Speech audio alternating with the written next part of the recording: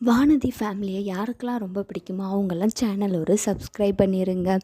வானதி கேட்குறாங்க, நைனா எனக்கு ஒரு 2000 வேணும் அப்படின்னு சொல்லி கேட்குறாங்க. உனக்கு எதுக்குடி 2000 அப்படின்னு வானதி அம்மா கேட்குறாங்க. அதான் ஸ்டோலன் ப்ரோ ரிசப்ஷனுக்கு சொன்னாங்கல்ல, திருவண்ணாமலைக்கு வரைக்கும் போகணும்ல, அதுக்கு நல்ல ட்ரெஸ் வேணும்ல, என்கிட்ட ட்ரெஸ்ஸே இல்லை, அதனால் எனக்கு ட்ரெஸ் எடுக்கிறதுக்கு 2000 வேணும் அப்படின்னு சொல்லி கேட்குறாங்க. 2000 வேணுமா? இருக்கிற ட்ரெஸ்ஸை போட்டுட்டு போடி அப்படிங்கிற மாதிரி வானதி அம்மா சொல்லிகிட்ருக்காங்க. அதெல்லாம் முடியாது, அவங்க எவ்வளோ பெரிய ஆளுங்கள்னு உனக்கு தெரியாது, ரொம்ப பெரிய பணக்காரங்க, அது மட்டும் இல்லாமல் நிலா விட நான் அழகாக இருக்கேன்டாமா, அதனால் எனக்கு ட்ரெஸ் எடுக்கணும், 2000 தாங்க அப்படின்னு சொல்லி கேட்டுட்ருக்காங்க. உடனே வானதியோட அப்பா சொல்கிறாங்க, 2000 வேணுமா? 2000 இருந்தால் நான் டியூ கட்டலாமான்னு யோசிச்சுட்ருக்கேன், நீ என்கிட்ட போய் 2000 இருக்கான்னு கேட்குறிய வானதி அப்படிங்கிற மாதிரி சொல்கிறாங்க. உடனே அதெல்லாம் தர முடியாது அப்படிங்கிற மாதிரி வானதி அம்மா சொல்லிடுறாங்க. உடனே வானதி கோவப்பட்டு உள்ளே போய் உட்காந்துக்கிடுறாங்க. அப்படியே ரூமில் போய் அப்படியே இங்கே திருவண்ணாமலையில் எல்லாருமே நிலா வீட்டுக்கு வந்துடுறாங்க. எல்லோரும் நல்லபடியாக வரவேற்கிறாங்க. நிலாவுக்கும் நல்லா மெஹந்தி பிறகு பியூட்டிஷன் எல்லாமே நடந்துகிட்ருக்கு. அப்படியே காலையில் ஆகுது. 2 பேர் எல்லோரும் ரிசப்ஷனுக்கு கிளம்பி போகிறாங்க. அப்போது முன்னாடி நின்று நிலாவோட அப்பாவும் அண்ணனும் முன்னாடி நின்று எல்லாரையும் வாங்கன்னு கூப்பிட்டுட்ருக்காங்க. அதுக்கு பக்கத்துலேயே நடேசனும் சேரனும் நிற்கிறாங்க. உடனே இது யார் அப்படின்னு சொல்லி எல்லா சொந்தக்காரங்களும் வரும்போது கேட்குறாங்க. இதான் சம்மந்தி அப்படிங்கிற மாதிரி சொல்லிகிட்ருக்காங்க. உடனே அவங்களும் ஒரு மூஞ்ச சுழிச்சிட்டு போகிறாங்க. இப்படி நடந்தால் தாண்டா நிலாவுக்கு புரிய வரும் அப்படிங்கிற மாதிரி நிலாவோட அப்பா நிலா அண்ணங்கிட்ட சொல்லிகிட்ருக்காங்க. என்னப்பா சொல்கிறீங்க அப்படின்னு சொல்லி கேட்குறாங்க. உடனே நிலாவோட அப்பா சொல்கிறாங்க, இல்லைடா, இப்படி எல்லோரும் நம்ம என்ன ரேஞ்சில் இருக்கோம், நம்ம எங்கே போய் இருக்கோம் அப்படிங்கிறது நிலாவுக்கு அப்படின்னா தான் புரிய வரும்டா அப்படிங்கிற மாதிரி சொல்லிகிட்ருக்காங்க. அப்போ தான் நிலாவுக்கு தெரிய வரும், நம்ம இவ்வளோ பெரிய வீட்டில் இருந்து அங்கே போயிருக்கோம், இதெல்லாம் ரொம்ப சின்ன வீடு அப்படிங்கிறது அப்போ தான் அவளுக்கு தெரிய வரும், அதனால தான் நான் அந்த ரிசப்ஷனே வச்சேன்டா அப்படிங்கிற மாதிரி நிலாவோட அப்பா நிலா அண்ணங்கிட்ட சொல்லிகிட்ருக்காங்க. நிலா அங்கே சொல்கிறாங்க. இதெல்லாத்தையும் கேட்ட நிலா, எல்லோரும் இங்கே ஒரு நிமிஷம் கவனிங்க அப்படிங்கிற மாதிரி சொல்கிறாங்க. எல்லோரும் அதிர்ச்சியாக நிலாவை பார்க்குறாங்க. என்ன நிலா பேசுகிற, அமைதியாக இன்னல்ல அப்படிங்கிற மாதிரி நிலாவோட அப்பா சொல்லிகிட்டு இருக்காங்க. இல்லைப்பா, நான் இதில் பேச வேண்டிய இடம் இது, நான் கண்டிப்பாக பேசணும் அப்படிங்கிற மாதிரி சொல்கிறாங்க. எங்கள் அப்பா என்னை ஏற்றுக்கிட்டேன் அப்படிங்கிறது உங்ககிட்ட காட்டணுங்கிறதுக்காக தான் இந்த ரிசப்ஷனே வச்சுருக்காங்க.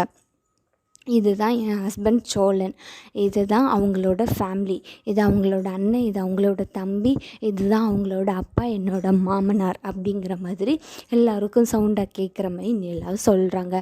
என்ன நிலா இது இப்போ உடனே சொல்லி ஆகணுமா, கொஞ்ச நேரம் அமைதியாக இரு அப்படிங்கிற மாதிரி தேன்னு சொல்கிறாங்க. இல்லைம்மா, நான் என்ன பேச விடு அப்படிங்கிற மாதிரி நிலா சொல்கிறாங்க. உடனே அங்கே பேசுகிறாங்க, இவர் என்னோட ஹஸ்பண்ட் கார் டிரைவராக தான் இருக்கார் அப்படிங்கிறதையும் சொல்கிறாங்க. உடனே என்ன மனோகர் இப்படி சொல்கிறாங்க அப்படிங்கிற மாதிரி கேட்டுட்ருக்காங்க. உடனே சொல்கிறாங்க, உங்கள் அப்பா அம்மாவையே பார்த்த மாப்பிள்ளையே கல்யாணம் பண்ணியிருக்கலாம்லாமா அப்படின்னு சொல்லி கேட்டுட்ருக்காங்க. எங்கள் அப்பா அம்மா பார்த்த மாப்பிள்ளை என்னை அடிமையாக நடத்தணும்னு நினச்சான், ஆனால் சோழன் அப்படி கிடையாது, என்னை ரொம்பவே நல்லா பார்த்துக்கிட்டான், இப்போ வரைக்கும் நல்லாவே பார்த்துட்ருக்காங்க அப்படின்னு சொல்கிறாங்க. அப்போது உங்கள் வீட்டில் ஒன்று நல்லா பார்த்துக்கலையாம்மா அப்படின்னு சொல்லி கேட்குறாங்க.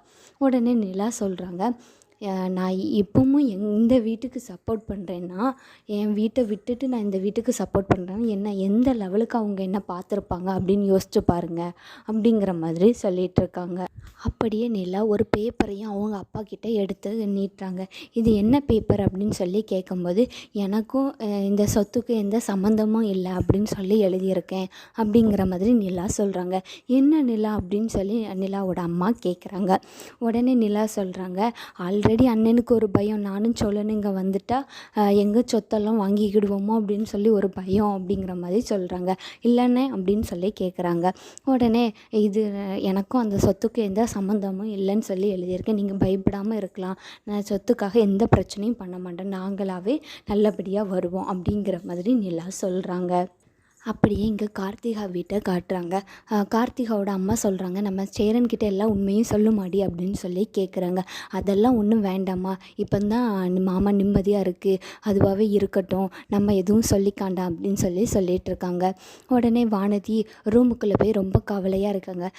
லவ் பண்ணவங்களையும் கல்யாணம் பண்ண முடியல, கல்யாணம் பண்ணி நல்ல வாழ்க்கையும் வாழ முடியல அப்படிங்கிற மாதிரி யோசித்து அழுதிட்டு இருக்காங்க. உடனே கார்த்திகாவோட அம்மா வந்து அவளுக்கு ஆறுதல் சொல்லிகிட்ருக்காங்க. அதெல்லாம் ஒன்றும் இல்லடி, எல்லா பிரச்சனையும் சரியாயிரும் அப்படிங்கிற மாதிரி சொல்லிகிட்ருக்காங்க. இனி என்னம்மா சரியாகிறதுக்கு இருக்குது, அதான் எல்லாம் முடிஞ்சு போச்சே அப்படிங்கிற மாதிரி 2 பேரும் பேசிகிட்ருக்காங்க. இனி வரப்போகிற எபிசோடில் இதான் நடக்க போகுது அப்படின்னு நான் நினைக்கிறேன் ஃப்ரெண்ட்ஸ். நீங்கள் என்ன நினைக்கிறீங்க? இன்றைக்கான எபிசோடில் என்ன நடந்துச்சு அப்படின்னா, எல்லோரும் திருவண்ணாமலைக்கு கிளம்பிட்டுருக்காங்க. அப்போ நடேசனும் கிளம்பிகிட்ருக்காங்க. உடனே எல்லோரும் காரில் ஏறி உட்காருதாங்க. அப்போ நடேசன் கிட்ட சிஸ்டர்ன்னு சொல்கிறாங்க, அங்கெல்லாம் போய் ரொம்பவே ஒழுங்காக உட்காரணும்ப்பா அப்படிங்கிற மாதிரி சொல்லிகிட்ருக்காங்க. உடனே எனக்கு சும்மா அட்வைஸ் பண்ணிகிட்டே இருக்காங்க, நான் போகிறேன் அப்படிங்கிற மாதிரி காரை விட்டு கீழே இறங்குறாங்க. உடனே அதெல்லாம் ஒன்றும் இல்லைப்பா, வாங்கன்னு சொல்லி பிடிச்சி உட்கார வச்சுருந்தாங்க. அப்படியே கார் போயிட்டுருக்கும்போது சோழன்னு சொல்கிறாங்க, இப்படி எல்லோரும் எனக்கு ஒரே அட்வைஸ் பண்ணிகிட்டே இருக்காதிங்க பார்த்துக்கோங்க அப்படிங்கிற மாதிரி நடேசன் சொல்கிறாங்க. உடனே நல்லா சொல்கிறாங்க, அதெல்லாம் அங்கிளுக்கு தெரியும் எங்கே எப்படி இருக்கணும் அப்படின்னு சொல்லி. அப்படி சொல்லி என் மருமகளே அப்படின்னு சொல்லி நிலா கிட்டே சொல்லிகிட்டு இருக்காங்க. அப்படியே நிலா வீட்டுக்கும் போயிருந்தாங்க. நிலா வீட்டுக்கு போனதும் சோஃபா செட்டில் சின்ன பிள்ளை மாதிரி நடேசன் உட்காந்து விளையாண்டுட்டு இருக்காங்க. உடனே தேனும் மனோகர்கள், இது என்னங்க இப்படி பண்ணுறாரு அப்படிங்கிற மாதிரி சொல்லிகிட்டு இருக்காங்க. யாருன்னு சொல்லி கேட்கும்போது, அதான் அந்த சோழனோட அப்பா அப்படிங்கிற மாதிரி தேன்னு சொல்கிறாங்க. உடனே அவர் ஏறி நின்று குதிக்காமல் இருக்காருன்னு நினச்சி சந்தோஷப்பட்டுக்கோ அப்படிங்கிற மாதிரி சொல்லிகிட்டு இருக்காங்க. உடனே நிலாவோட அண்ணி எல்லாருக்கும் தண்ணி கொடுக்குறாங்க. நிலாவோட அம்மா எல்லாருக்கும் காஃபி கொடுக்குறாங்க. நிலாவோட அம்மா வந்து நிலா கிட்ட சொல்கிறாங்க, மெஹந்தி போடுறவங்களாம் வெயிட் பண்ணிகிட்ருக்காங்க, மேக்கப் ஆர்டிஸ்ட்லாம் வெயிட் பண்ணிகிட்ருக்காங்க, இன்னொரு இடத்துக்கு போகணுமாடி வாடி அப்படின்னு சொல்லி கூப்பிட்றாங்க. என்னம்மா இது, கொஞ்ச நேரம் கழித்து பண்ணிக்கலாம் அப்படிங்கிற மாதிரி சொல்லிகிட்டு இருக்காங்க. இல்லடி வெயிட் பண்ணிகிட்ருக்காங்க, வா போகலாம் அப்படிங்கிற மாதிரி சொல்கிறாங்க. இவங்கெல்லாம் அப்படின்னு சொல்லி கேட்குறாங்க, அதெல்லாம் அப்பா பார்த்துப்பாங்க அப்படிங்கிற மாதிரி நிலா கிட்ட சொல்கிறாங்க. உடனே நிலாவும் போய் அங்கே மெஹந்தி அப்புறம் ஃபேஷியல் எல்லாமே பண்ணிக்கிறாங்க. இங்கே சோழன் கிட்ட தாஸ் கேட்குறாங்க, வாங்க நம்ம மேக்கப் பண்ணிட்டு வரலாமா அப்படின்னு சொல்லி சொல்கிறாங்க. உடனே அதெல்லாம் அழகு இல்லாதவங்களுக்கு தான், எனக்கு என்ன குறைச்சல், அதெல்லாம் ஒன்றும் வேண்டாம் அப்படிங்கிற மாதிரி சொல்கிறாங்க.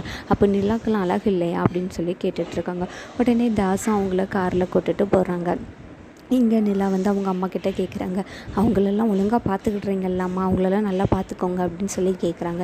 யாரடி அப்படின்னு சொல்லி கேட்கும், சோழன் தம்பி அண்ணன் எல்லாரையும் அப்படிங்கிற மாதிரி சொல்கிறாங்க.